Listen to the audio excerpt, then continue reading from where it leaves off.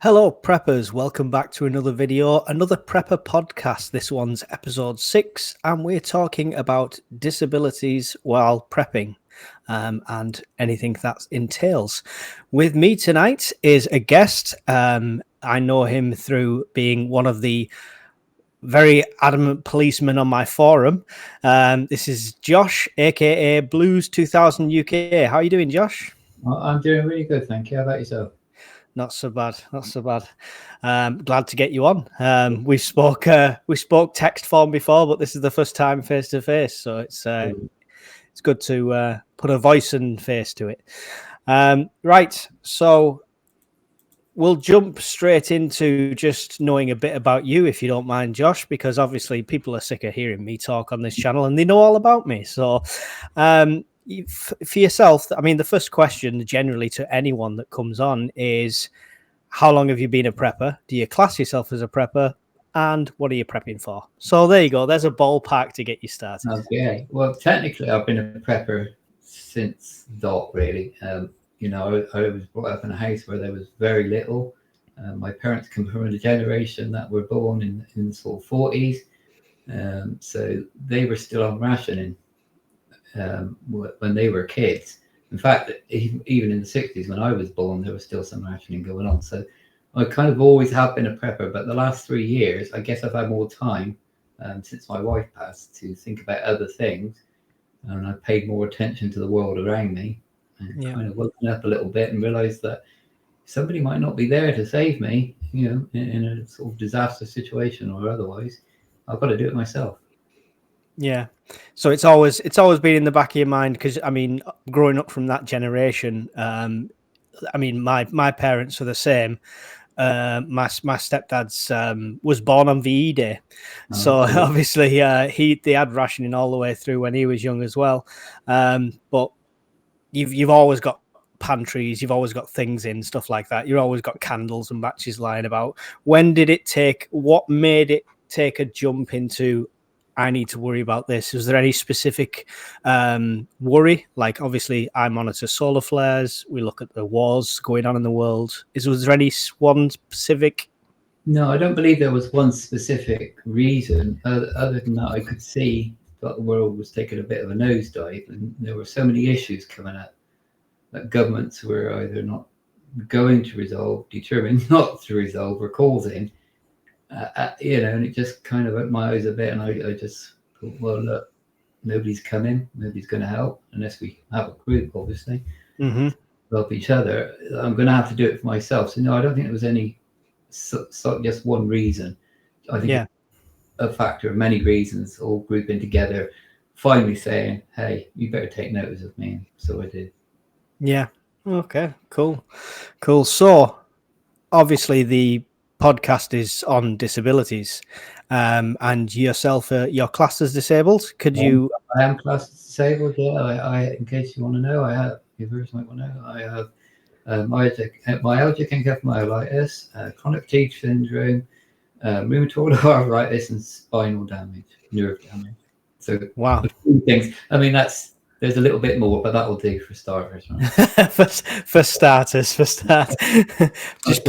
just pulls out a big list. Here we go. Right. Right. Exactly. Yeah. Anyway. It's when it gets to the stage when you're not telling people what's wrong, you're just telling them what's not wrong. That's when you've got to worry. Yeah. Really, that's a good one. So how do you think that affects the way you think about prepping? So, I mean, by that, I mean, obviously, people's first thoughts are bug in, bug out, run away from danger, face it head on, things like that. What special considerations does it give you? Well, for instance, I have to consider medication, travel, all kinds of things like that. Having lived with a severely disabled woman for 30 years, my wife, before she passed away, I had to consider all aspects. I have to consider all aspects of survival for other people that might be in that position as well. So it does include extra prep equipment, how I'm going to travel. I need to take maybe extra special attention to planning my routes. How I'm going to get from A to B in the first 48 hours if I need to travel. These are all extra considerations, any equipment that I might need. Yeah. any, those sort of things really. So, and the cost as well. Obviously, cost is going to be more. I have dietary issues, so I have to be prepared for this too. So, Yeah, yeah.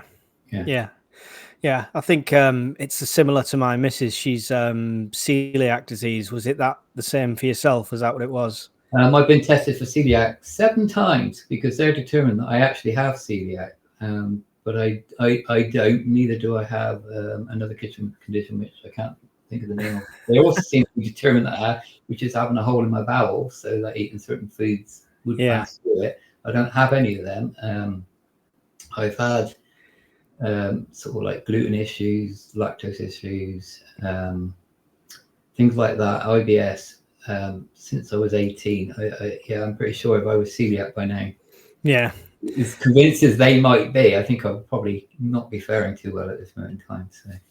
So you don't. So when you come to prepping food and stuff like that, does that make it more expensive for you? It does, because even a pint of milk is going to cost me, maybe a quarter to, to 60% more than anybody else. Just rice and pasta alone is going to cost me more. Just simple things like that. Those costs are added on, and they do tend to charge a lot more for removing something. Like it's like having Yeah, decaffeinated coffee. You're paying more for decaffeinated coffee because they, understandably to a point, but they do take the mickey. So yeah, yeah, definitely. Yeah. but Sh- sh- you'll know with celiac it's expensive. Yeah, when the price of sugar's starting to rise and they're still charging you more for sugar-free things, that baffles me sometimes. They act like they're taking it out of the different things, but really they've not added it in the first place. So yeah, that's not good. Yeah. Right. So, with your medication, obviously, because I mean, there might be a lot of people watching this who want to prep, but the dependencies they have on other people, organizations, NHS, things like that, they might feel like they're restricted. How can you prep when it comes to medication when usually it's prescribed exactly what you need up to a certain point? I mean, don't get me wrong. I've when I've had an antibiotics course, I never quite finish it, and there's a bit left over, so that's kind of stashed up. But surely you need more for something like that. I think it's difficult either way. I think most of us are going to be in the same situation, disability or otherwise. But I always say, like, say, if you've missed a pill, store it up, things like that. But with disability, there are certain things you're gonna need. Maybe you need an EpiPen, an epinephrine, or you've got insulin, so you're going to need to be prepared in that way. So make sure you've got cold storage for it and things like that. There's very little you can do to overstore medication. It's the same for you and I. The best you can do is perhaps overprescribe. So in other words, get your prescriptions in early, which I always advise Yeah. if you're able to. So, for instance, I take 2 different types of painkillers, one for nerve damage and one for just general pain. They're quite high dosage. There are times I don't need to be taking that medication as much when I'm not as active, so I'll reduce my dose. By the way, if you're going to do dose reduction, do sense, be very sensible about it and do your research before you do it. But that is a way you can sort of add more to your collection. If you're not using it, store it. But other than that, to be honest, with meds, we're all in the same boat. Um, Antibiotics, like you said, is a hard one. You're going to need refrigeration. Yeah. So you're going to need a lot of power packs to, for instance, have just a small refrigerator. But you can, for like, say, for insulin, you can get little packs about this size. You've got all your insulin gear in there, and you can keep it cool through a USB, through a power pack, things like that. So always have lots of those things on hand. Make sure you have lots of smaller batteries for other devices like nebulizers and things like that. So anything portable like that doesn't take a lot of power. Make sure you always have things like that. But yeah, medication. I think we're kind of all in the same boat, unfortunately. Yeah. I mean, the only difference with being in the same boat is the reliance on it so much for some people, like insulin, like you say, it can be a life or death thing for some people. So, Does things like that concern you? Do you ever think like if there was any a sort of a grid down for long term situation, would that have you looked at alternative treatments, the stuff you could do to I don't mitigate pain, you know? You can't fully mitigate it. What you can do is know where your nearest things, simple things like knowing where your nearest medical center is, and make a beeline for it. If you're like on insulin or you need epinephrine, anything like that, anything to do with allergies that could constrict your breathing, you need to be. That's where you need to be going. You don't need to be worrying about um, getting to another member of family and things like that. That's where you need to be going. Yeah, It does concern me because obviously, if you're disabled, you're in these situations, and medication is the thing keeping you alive. This is going to really make or break how long you survive. So, in the kindest way, but in a blunt way, I think, unfortunately, the vast majority of disabled people and the old really will be gone within the first month if it's not a situation that can be resolved. If you can make it past 3 months, then you've got a good chance. But yeah, medication's always going to be a thing. So always do your research, always look for alternatives. So there may be an alternative, like painkillers. There are herbal alternatives out there. Give them a go. If they don't work for you, try something else. But if you find something that works, keep it in stock. yeah, But things like antibiotics, like I said, there's no way any of us are really going to be able to store these. So we're going to always be looking for herbal. yeah, yeah. So with yourself, would you say if for that very reason, if there's people watching that are considering prepping a disability and they think that's a hindrance, surely that's more of a motivation. They should be prepping even more so. Would you say? Well, absolutely. I mean, obviously everybody should be prepping, but you've got to think a little bit more out of the box with disability. Um, so you've got to plan a lot more, like I said, knowing your route to medical centres, um, planning somebody else also having a supply for you, which is what I would do. I don't have anybody really that yes, possibly my sister, but I would have to travel to her. So maybe somebody you trust nearby. If you could plan to have a supply with them as well as your own supply here, but that's a really good thing. So building your network, that's the beginning of building a decent network, because you're going to need a lot bigger network of people around you. You're going to need at least two. If you're as severely disabled as my wife, who couldn't really fend for herself at all, she couldn't even hold a cut to her mouth, then she's going to need a network of two people, right? Yeah, So yeah, you got to start there, plan it, have stashes wherever possible. yeah, Yeah, you're not going to be able to get to a stash out in a bug out center, bug out place that you've made in the woods somewhere. Um, so have somebody that's local that you can trust. Get them to keep it for you. it seems difficult though in this country. I don't know if you've come across the same thing, but I mean, obviously, I started the forum, and you guys came on from the very beginning. We pretty much founded that together, um, because it's so difficult to kind of build a network in this country. I don't know if it's trust issues. I don't know if it's just because it's still so much of a taboo prepping. It seems. Have you found that when you've approached other people? I do, and I think it's a general apathy of society itself. I think we still live in a society where we think the cavalry's coming.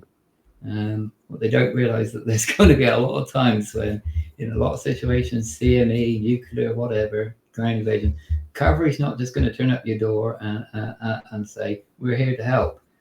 Yeah, So we're going to have to do that ourselves. As trying to get awareness out, you're doing exactly what needs to be done. But we can't force people to watch videos. We can't force people to let's say join our forum. yeah. We I, can gently coax them, but we're not here to frighten people. And I think people get easily frightened these days. They're very skittish. It's hard to talk to people these days because everybody gets so easily offended. But really, all we're saying is, come on, get your head together. Think a bit. yeah. I mean, there's prepper networks out there now, and there's forums out there, and I can only speak from personal experience. But as somebody going into them when I first started, I did not feel welcomed. I felt like it was instantly jump on of you clearly don't know what you're doing, you don't belong here, rather than helping. That's why I wanted to be different with ours. Well, yeah, I mean, I understand what you're saying, and you are right. But those are the people when it comes to a disaster or anything worse, are going to be the first ones to take what you've got. So those aren't, as far as I'm concerned, those aren't the kind of people that are going to survive. Yeah. We're the kind of people that are going to survive because we're networking in the right manner. We're hopefully going to meet up as groups.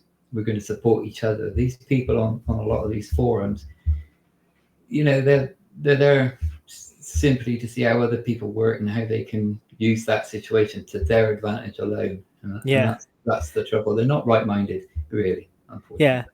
Very competitive, I've Yeah, noticed. Yeah, very competitive, yeah. especially when it comes to who's got the biggest Rambo knife, you know. Yeah, I mean, first, I don't care. If somebody can do something better than me, then do it, right? I mean, I'll do what I can do. I'm aware that I'm going to have to earn my passage in a group that meet together in a slightly different way because physically I'm not going to be able to dig a trench or maybe not put up the biggest tent and things like that. But what I can do is I can cook, I can do first aid, Hmm. I can do things like that. So those are the things I can offer, and they're all equally important. Yeah. Um, on these other forums, yeah, it's about what can I do for myself, and that's pretty sad, really. So. Yeah, yeah, that's what that's what we're trying to avoid. That's why we've got an army of moderators stopping people. So, I mean, this is your platform as well. What when it comes to the disability side of prepping, what's your concerns and what do you think people need to know more about? I mean, I think correct me if I'm wrong. I think you raised the issue on the forum about home defense and self defense, right? Have, yes. Yeah. I So think because obviously with disability, I mean, I have a reasonable upper body strength. I do suffer from chronic fatigue syndrome, which does mean there are going to be times actually where my energy levels are pretty low. So I'm not going to be swinging a knight's sword around, but maybe a sort of a handgun of some sort, which it's mhm. not easy in this country, is it? So Yeah, maybe, not at all. but there are, see, there's not going to be a lot with a disability that you can do to defend yourself unless you have at least upper body strength. So again, it comes down to your network, uh, and your network's going to need to be prepared. So your network as somebody with disability is going to be somewhat weapons trained. Need to be. Maybe they've been hunting, things like that. Yeah. Uh, Maybe they can use a bow. There's an archery school opening soon, just like a few minutes down from me. I'll be doing that. And if I had somebody in my network, I would encourage them to come along with. In fact, I'd even pay for the course if I thought it meant that would be a better chance to live. So yeah, you're going to rely a lot more on stealth with disability. You really are going to have to keep underground. If you move, you're going to have to be very subtle about it. You're not going to be allowed to move. Not allowed. It's not the word. You're not going to be able to move large distances at one time. I'm going to be limited how far I can travel at any one point with no transportation. So I've got a disability scooter. That battery runs out. I'm on foot, so I might make less than a mile a day. So Yeah. I'm going to have to use stealth because I'm not going to be able to rely on weapons and fighting ability. So Yeah.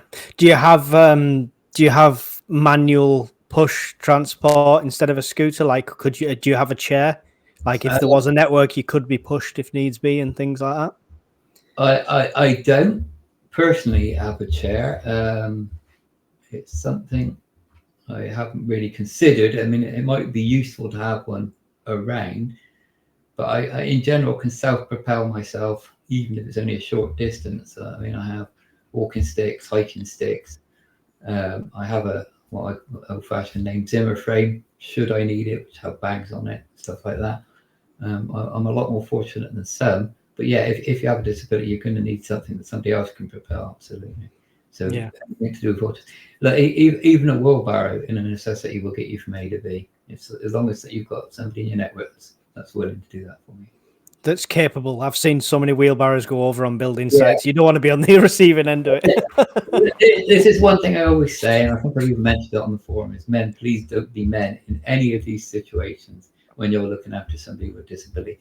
Don't think your back's going to hold up. Don't think your arms are going to hold up. Don't be that I'm the tough man and I can do it. If you can't do it, don't do it. or if you can only do it for a short while, only do it for that short while. Do never push yourself beyond any point of stress where you're going to damage yourself physically. Okay, because then that's it. You're the network. You know that this person with disability has lost you. Right? Yeah. It's Yeah. very dangerous. And again, if people jump into hero mode, if they, if they put their back out carrying somebody too far, then suddenly they're going to be tapping into the medication that you needed in the first place. Exactly, and then you've got recovery time, and all the time, that person, say they have a really severe disability, you're going to leave them either in bed or you're not going to be able to push them anywhere. You know, you may not even be able to feed them. So that's two of you out of commission, and the one with the disability is going to die quicker. So just don't, like I said, it's okay. I mean, even I would be rather be a have a go hero than no hero at all. But in certain circumstances, I'd rather not play the hero. You know, because I'm a man too. I want to show a bit of muscle now and again. I want to prove I can do all these strong things, but it's not the way to go. Yeah, think smart first. Think smart. Yeah. That's the thinkers are the ones that are gonna survive everything. They're the ones. Yeah, I mean, you don't have to be. I mean, like people you think you maybe you have to be intelligent to be a prepper. I don't think you do. I think you have to have a sense of common. You know, you have to be able to use common sense. I think prepping really comes down. It's not so much intelligence; it helps, but you know, common sense and you know, just do common sense things. Think about things in a common sense way. How would I do something in a common sense way, rather than sort of charge in and think I know how to do this and I know how to do that. Just spend a little bit of time thinking about it before you act anything out. Yeah, I've got an 18-year-old. I can tell you for nothing that they don't teach common sense in schools. No, They'll no, teach that's everything else, yeah. but they don't teach common sense. Can I That's for just certain. also mention about mental health because I have a kind of a. I mean, first of all, I've been a carer, I should say, since I was 11. So I've been caring for people since I was 11, but that's in family. So first, my mother, my sister, and then later on, my wife. But I've also got quite a long career in mental health. And if this is really important, I sort of believe that, you know, your mental health it is so much more important than you think. It's not just about physical health. It is your mental health. If you can't keep control of your mental health and be positive, you're not going to survive anyway. So it doesn't matter your disability, your ableness. It really none of this matters. If you're not thinking right in the box up here, you're not going to survive. So always, you know, keep that positivity. Always be positive to other people. You know, you're there. Be the one that encourages. Be the one that leads. Yeah. Always fight in their corner. You know, but yeah, keep that positive angle going because that will kill you before anything else. Yeah, I'm a massive advocate of that myself. One of the things I cannot stand is when people say, "Oh, I'm prepping for this type of thing." So if they say, for example, "I live on the coast and I'm prepping for a tsunami," and then somebody just says, "Oh, well, if a tsunami hits, it's game over anyway, so there's no point." That attitude, I just cannot comprehend. That's my point exactly. So those aren't survivors, are they? So they're preppers with the wrong viewpoint, you know, wrong sort of thinking all the way from the beginning, which goes back to those kind of guys that are on certain forums.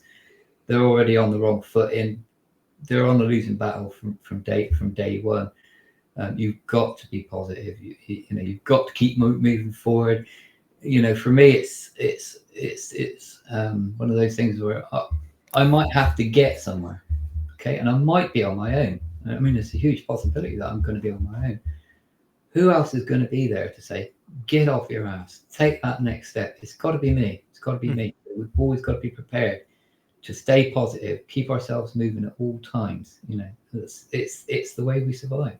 Yeah, self-motivation is massive. You've got to have it. Yeah, I'm big advocate of men's mental health and things like that because I ran a football team for quite a while, so Need it's a big factor of that.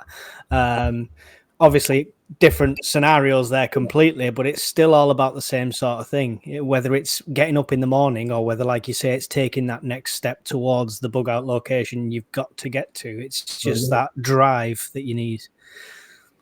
Yeah, I mean, you know, people are going to use your examples as an example as well. So if you're in a group, you're the only one being positive there. At least that's something, a model, a role model of some sort. Somebody's going to look and say, well, he's doing it. And look, he's walking around with a walking stick or a Zimmer frame. He's doing it. What am I complaining? Right. So always be the one what leads in that way, with positivity. Yeah, it's got to be a consideration as well, I suppose, when you're looking at we spoken talking about networks and mutual assistant groups. I mean, that's got to be. I don't want to pick the guy that has millions of pounds worth of prep gear purely because he's got these generators and stuff like that. Obviously, it'd be nice, but I don't want to pick him if he's got the wrong attitude. You're absolutely right. You're always going to be around you. You need to be around people that have the right attitude, the will to live. Like I said, you could have all the gear in the world, but if you don't know how to use it and you haven't got the positivity to use it or the drive, you might as well just stay at home and wait for it. That's it. You could sit there pumping your money into Amazon all day long, unless you practice, unless you prepare mentally, then it's just going to be sat there. All that's going to be is loot for somebody else at the end of the day. It kind of surprises me how much people waste money on prepping. So, for instance, as I mentioned on the forum earlier, I will buy things that I can use now and during prepping periods. I'm not going to throw all my money at prepping because I'm still alive. I can still enjoy life as is now, right? So my whole life doesn't have to be prepping. But when I do buy for prepping, I want it to be useful now as well. Yeah. Right. And so we don't need to spend a fortune all the time. Yeah, we all treat ourselves to the odd little thing. The old gadget or whatever, multi-tool, like you like your multi-tools. Yeah. So that's fine. You can do that. Just don't be silly about it. There's no need. Yeah, I mean that's why the kids keep asking me, "Why, Dad? Why are we always going on camping holidays?" Because I buy camping gear. Yeah, I've got a lot of camping gear as well. Yeah, but I use it. I use it anyway. It's not like I bought it specifically for prepping. It comes in useful for prepping, but I have it anyway because I'm going camping twice this year, for instance. So yeah. Well, that's it. Exactly. It's the same as with food and everything like that. When people are buying masses of tins of food and it's something they don't. I've bought 30 tins of red kidney beans. Oh, do you like kidney beans? No, I don't like them. What the hell are you doing with them? You won't find red kidney beans in my collection.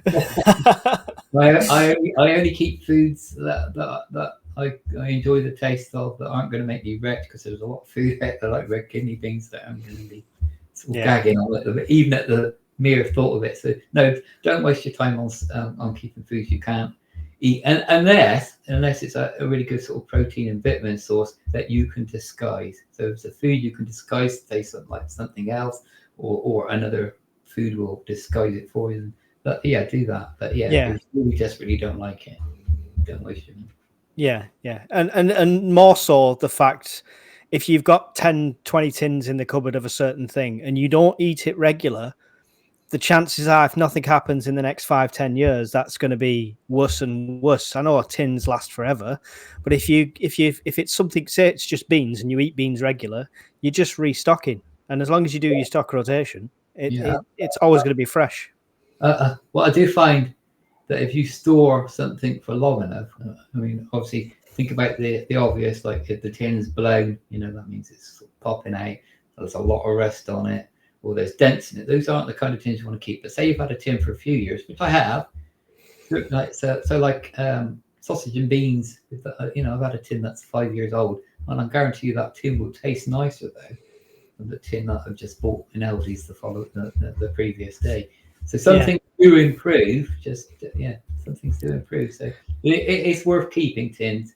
But you're preaching to the converted. I've got 6 bottles of whiskey in there. I know things get better with age. I would add vodka. I don't drink it. I can't stand it. It's like drinking hair lacquer to me. I don't understand what people find it, but vodka I find to be the best antiseptic for wounds, things like that. So you might want to get drunk. That's fine, but make sure you've got things like that as well. Alcohol has so many uses, and in like a spirit form, vodka's obviously probably is the cleanest way, but it can be a fuel, it can be an antiseptic, like you say, it can also be gold for bartering. If it ever came down to that, you can make your own. You don't have to buy it. You can make your own very cheaply. Vodka, I mean, got some spuds, you're away. That Buzzword. that'll be the second stage of the new civilization. Let's sort water and food out. We'll Yeah, do the distillery afterwards. good one.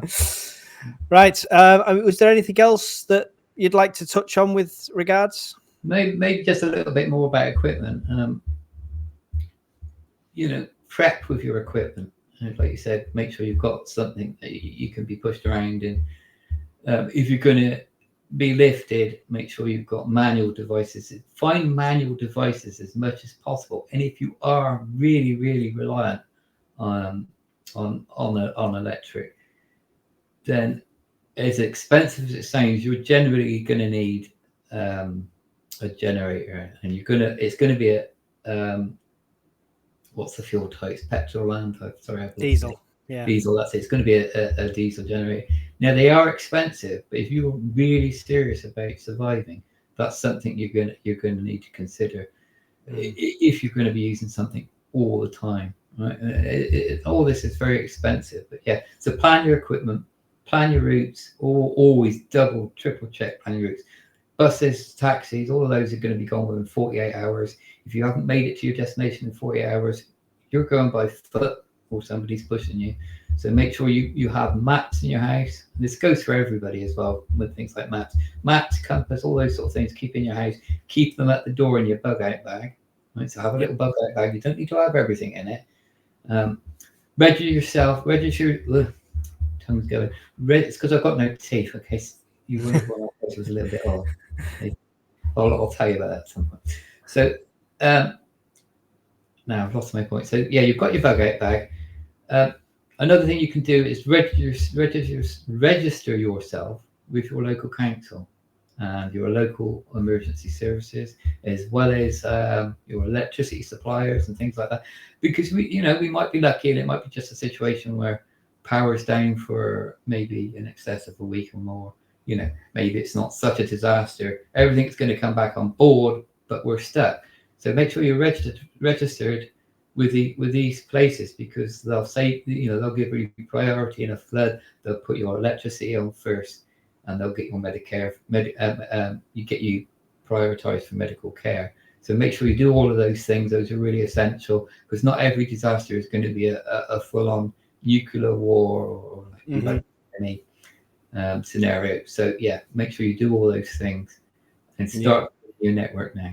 It's really and you can't emphasize to people who are non-preppers enough how good this stuff is when it's needed. I lost my job and literally had no savings at the time and went 3 weeks with nothing.